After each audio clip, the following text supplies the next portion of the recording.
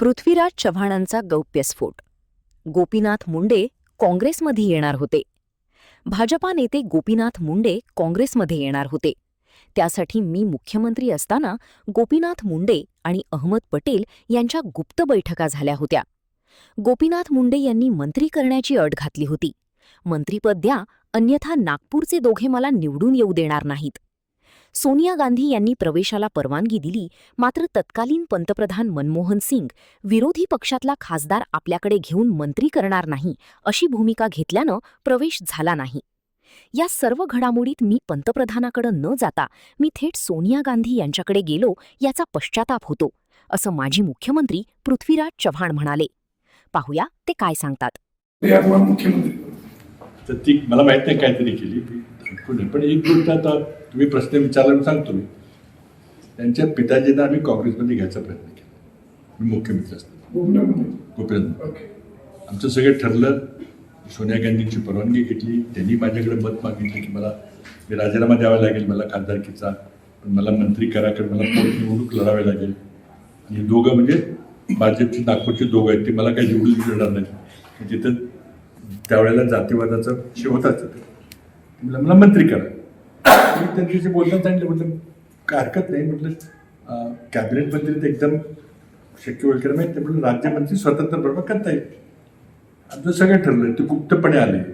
मी महाराष्ट्र सदनाला राहता एका हॉटेलमध्ये राहिलो, कोणाला कळू देतो. त्यावेळेला माणिकराव ठाकरे अध्यक्ष होते.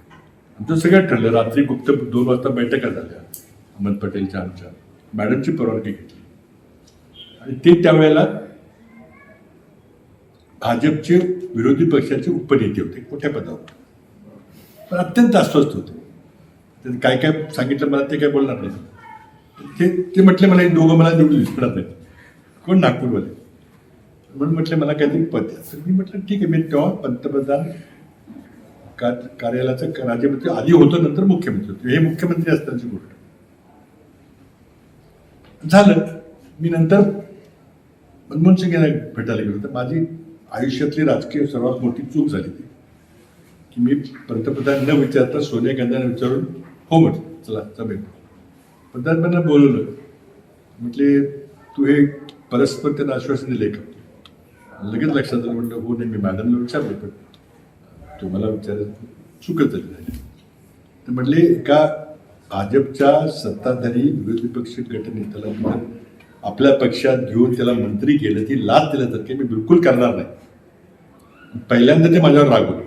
मला डोक्याला मी हात लावला. म्हटलं काय किती मोठी चूक आहे.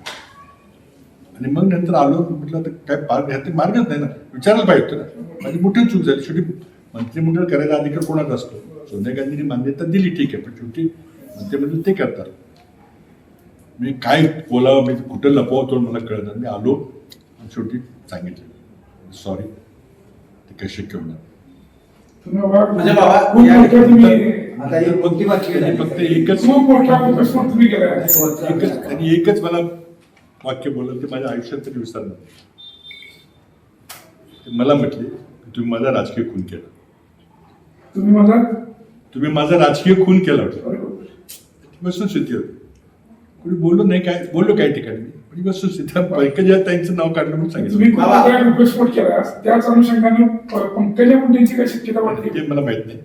बाबा या बाबतीत सोनिया गांधींचं तुम्हाला ग्रीन सिग्नल असताना पंतप्रधानांनी नकार दिला, म्हणजे पक्षात पंतप्रधानांना तुमच्या किंमत होती. वारंवार असं बोलत होतं की सोनिया गांधींचं ऐकलं जात होतं.